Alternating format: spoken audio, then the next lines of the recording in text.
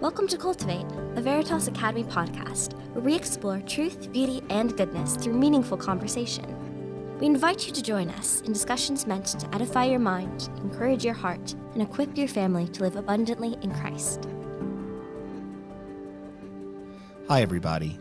My name is Ty Fischer. I'm the head of school here at Veritas Academy, and this is the Cultivate podcast. The mission of Veritas Academy is to cultivate loving, serving, thinking students. And we say that over and over again here at Veritas. I think almost every email that I write to our families here at school starts with our mission is to cultivate loving, serving, thinking students. But really what this podcast is focused on is that task of cultivating. It's a task that if you are a Christian parent, you're called to be not just a producer, but someone like a careful farmer, someone that cultivates and grows up young men and women to take their place in God's kingdom. So we're really excited about this, and I have the privilege of being here with Graham Dennis, our Dean of Students. Hi, Graham. Hi, Ty. Graham's going to be with me on many of the podcasts. I was joking with him earlier. I think that Graham and I, who've been working together now for 15 years, could probably do an endless podcast, right? Yes, we could, Ty. Not that everyone would want to listen to it. No one would want to listen to it, but we could just talk. Graham and I have the gift of gab, and we are interested in so many of the same things. So, but today we're going to talk about what this podcast is really about. So we open it up with this question is, what is the point of school? So if I put that in front of you, Graham, what do you think? How should parents think about what's the point of school? Yeah, I mean, first of all, we are required by law to send our children to school. It's interesting to think in the past that we culturally have always made a distinction between two kinds of education. The kind of education that's relatively new is universal formal education, but there was always what you might call education or training for citizenship. Yep. You know, what you need in order to survive or make it in whatever community you live in.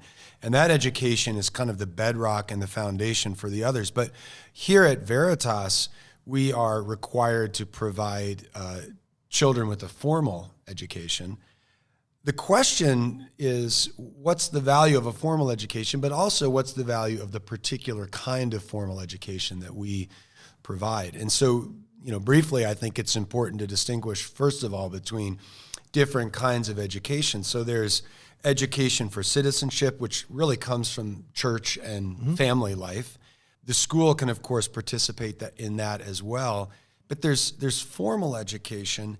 And of course, parents have the opportunity to choose between a variety of kinds of formal education. So, what we'd have to communicate quickly is, well, what kind of formal education are we? Yeah, and as a classical Christian school, when I think about the kind of education that we provide, it really is woven deeply back into that biblical concept of that Greek word paideia. Right. So in paideia, I mean, it's a strange sounding word. It's not a word that we use every day, but talk about what a paideia is. Yeah, and paideia is the aim is as much as possible to mature people into the excellence or the fullness of their humanity. Mm-hmm. Of course, that occurs through a variety of kinds of experiences in our lives. But the intentional act of trying to do that is what we've thought of as education. Paideia, in our sense, in our culture, includes a variety of elements. Formal education is a really important part of that. What's unique about a Christian education is that we are including in what we understand the formal education of our students, we're including the religious or the Christian component. So we are requiring students as part of our school to not just know what we might call, facts, arithmetic, learn to use language well, to know history, but we also want them to have a Christian worldview. And we're going to introduce, of course, scripture, theology, and weave into our education Christian civilization and Christian concepts and Christian theology. So we're laying the groundwork for them to grow into complete and full human beings. For the Greeks, that would have not necessarily included the understanding that we as Christians have of what a full or complete person is. For instance, for the Greeks and the Romans, that might have included what they would call the cardinal virtues, the four cardinal virtues. But for a Christian, of course, we would include the three theological virtues. So what you're saying is that there's not just one paideia out there. There are many paideias out there. There's a Spartan paideia and an Athenian paideia. There's a Roman paideia and a Hittite paideia. That's right. And so everyone thinks we need to be, or at least every civilization has attempted to point their children towards a complete and full humanity. Of course, there's been a disagreement about what complete and full humanity is and how you get people there. Yeah, but you see, today in America, our schools are secular, so there's no paideia, right? Well, what's interesting, that the change that's taken place in an odd way is we've removed Christianity from what we might call public education. We've removed the influence of Christianity in public education pretty significantly, almost entirely. But something has cropped up, which is the attempt to introduce what we might call secular paideia, a full-orbed vision for what a full and complete human being is. And I think what we're beginning as, Christian civilization to recognize is it's becoming an alternative to Christianity. It's presenting itself not just as, we're giving students formal education, but we're actually trying to form them into something. So basically, even some, like in the history of education in America, a lot of the schools would have borrowed a lot from that Christian paideia in the beginning. Right. But now I think what Christian parents are seeing is that for 8 hours a day, their kids are often faced with a very different paideia that is saying that full humanity is really about whatever the PC, the politically correct ideal of the day is. And just like if you were a young Spartan man and you said, I don't want to fight, I want to paint, they would say, like, it's not acceptable. Not the ideal. Not the ideal. So when Christian kids are saying, hey, I'm not for this or I'm not for that, what we're finding now is that we don't have a culture that says, we were always open-minded. We have now is a culture that's really putting the screws to them. Yeah, and when we think about what paideia looks like for us, what it looks like is there's what we might call a formal education component that's required by the state. We're, giving our students hopefully a good formal education, but we're recognizing that it's really not possible to educate children without also in some way forming their souls and their character. Yep. And it's going to happen, even if it happens in a sense by removing things. If secular paideia says we're going to remove the influence of Christianity, that is itself a kind of paideia. Right. It's we're going to form them around the donut of the missing God. That's right. So when we think about that paideia, when we think about for parents who are thinking about education, if there's a different, there are all these different competing paideias out here. What is the paideia of Veritas Academy and classical Christian education? And I want you to let's talk about that in the sense of what is it that we want to see with that young man or that young woman when they're graduating from our school? Yeah, this is interesting because when we went through the process of trying to figure out how do we kind of have our mission statement or our vision for what we want students to be kind of simplified down into something memorable, we had a variety of options, and what we decided is loving, serving, thinking.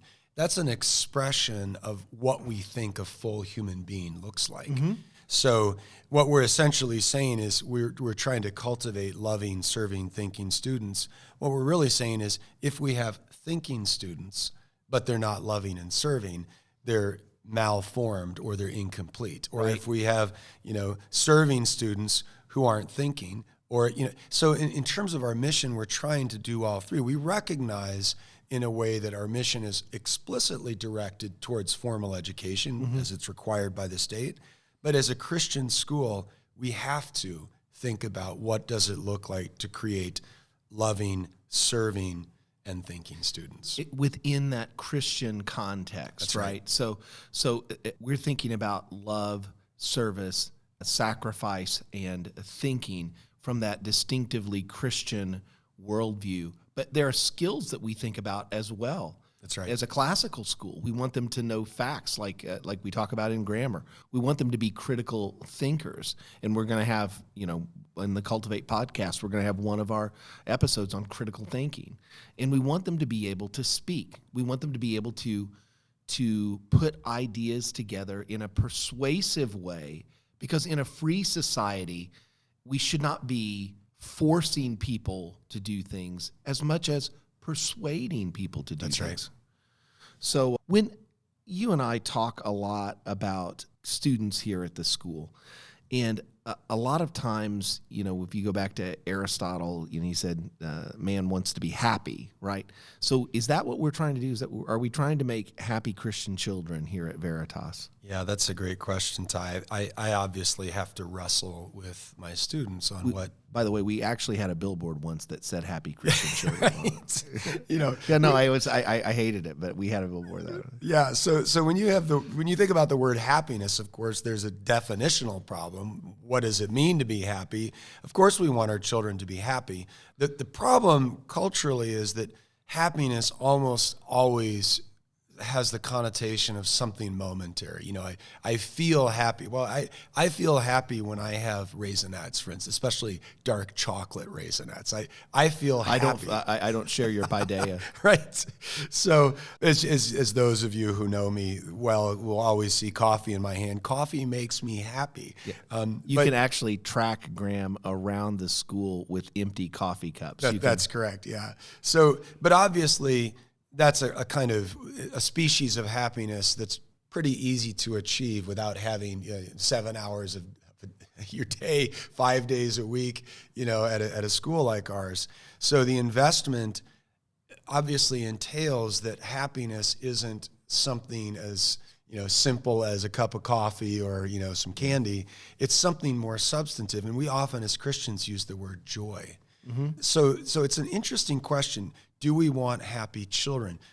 If we mean by happy, the happiness, the momentary happiness you get from, candy or whatnot, you might say, well, then why are we studying Latin? Mm-hmm. Yeah. Latin doesn't always make kids happy in that sense of the word. Second year calculus doesn't either. That's right, yeah. So, of course, what we're aiming at is joy. And the interesting thing about joy, the difference between joy and happiness is joy can be attained even in the midst of struggle, difficulty, and sorrow. One can experience joy even in the midst of tragedy and loss. Mm-hmm. And, in Aldous Huxley's Brave New World, there's actually a thing you can give people to make them happy, a drug called soma. But obviously for Christians, we know that happiness can't simply be a drug that you give them. It has to be something that's cultivated, and we think it's cultivated through character formation. Sure.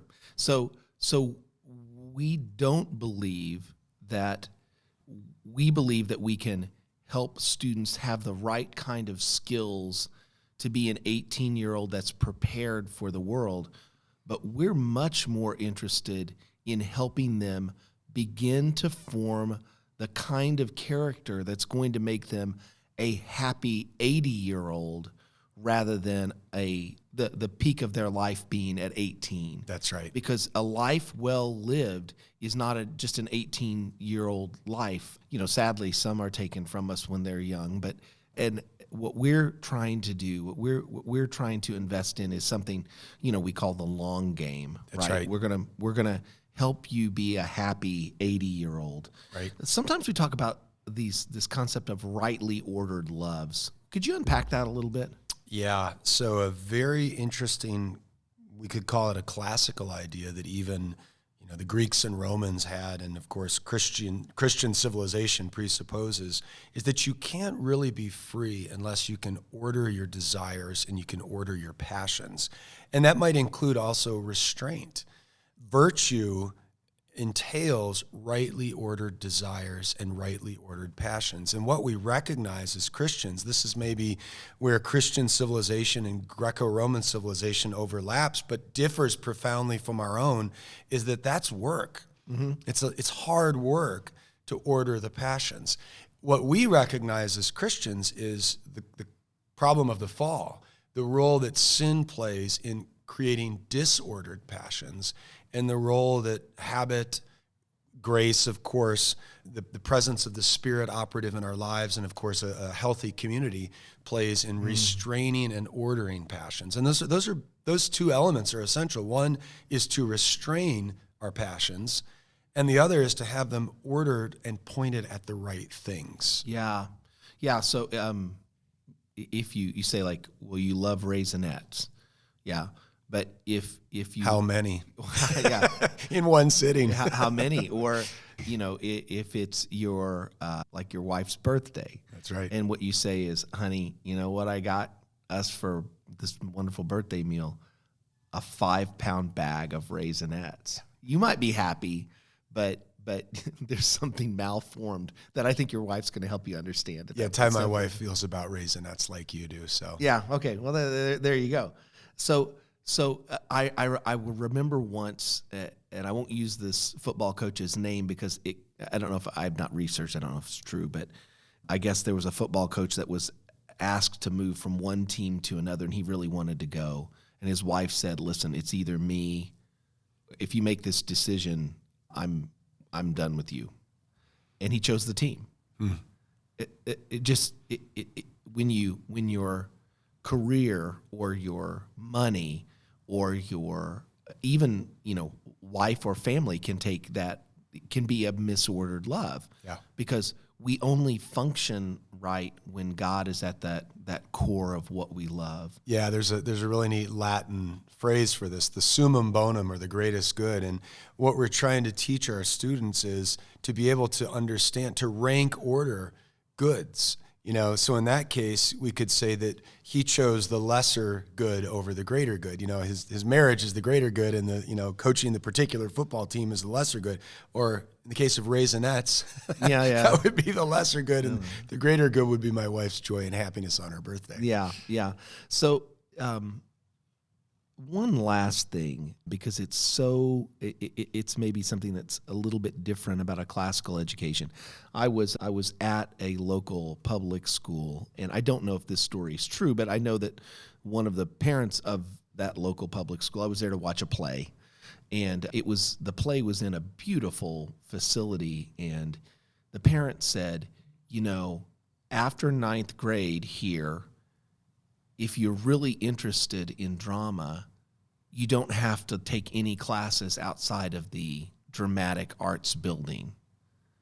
And I smiled and tried to play it off. And in my heart, I'm thinking, grief, that's terrible, because, I wouldn't want a 10th, 11th, and 12th grader to only have drama, even if they're very gifted in that kind of field.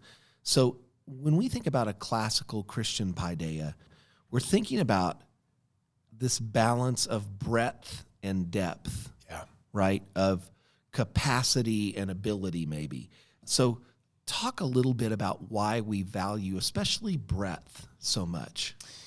Yeah, I think one danger in our culture is there are a lot of tests, the aim of which is to figure out not just what you're good at, but what your career is going to be, and ultimately like disc tests and stuff like that. That's right. Which box you fit into, and our students are desperately trying to figure out, what box do I fit into? What compartment do I fit into? What is my identity? So this is really an identity question. Yep. And what I think all of us realize, looking back on our lives is we didn't actually know what we loved. We thought we knew what we loved, but we didn't know what we loved. A great example is, this is a challenge at dinner. This is not going back to Raisinets. No, yeah, right. The challenge at dinner, my mom had a rule that there were 2 items, we're not talking about like entree items, 2 individual items that we were exempt from eating, and we had to eat everything else. And mine was beets and cauliflower. I was going to say 2 a night or 2 like total. Okay. So, and you weren't allowed to switch them up, but I happen to love beets and cauliflower now. But what was interesting about, the reason I'm mentioning this is, there were some things I really didn't like, and I thought I would never like. And a great example would be mushrooms. I thought mushrooms, God had sent mushrooms to the earth to torture people. Right, and you in particular. And me in particular. And now I can't imagine life without mushrooms. So one of the things that we're trying to do in terms of breadth is a student doesn't know necessarily what he or she loves.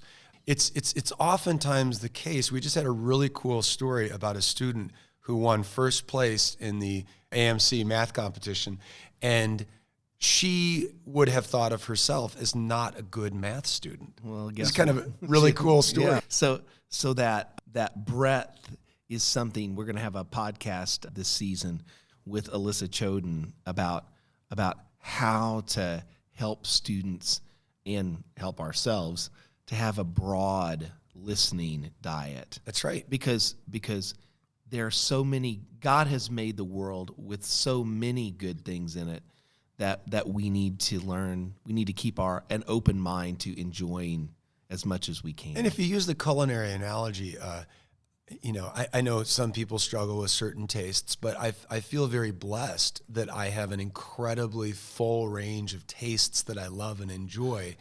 And how horrible would it be if it were only, mac and cheese and Raisinets? Right. Yeah, it would be really horrible. But you had those two poor things, cauliflower and beets. Yeah. But eventually you tried them. Yeah. Right. And now you like them. I love borscht. Wow. I know what to make for Sunday. Yeah, there you go. Yeah, it's borscht. And only you and I will be eating it. Yeah, that's probably true. So we're really excited about this season of Cultivate, and we're going to be unpacking many different areas. Graham will be with me sometimes. There'll be other guests that we'll get to know as well. But Graham, thank you. Thank you for going on this journey. I know how passionate you are about these things, so it's great when I can sit here and share things with you and not share Raisinets. Thanks for the opportunity, Ty. You've been listening to Cultivate, the podcast of Veritas Academy, a preschool through 12th grade classical Christian school in Leola, Pennsylvania. If you would like to learn more about Veritas, please visit veritasacademy.com to discover the truth, beauty, and goodness of classical Christian education.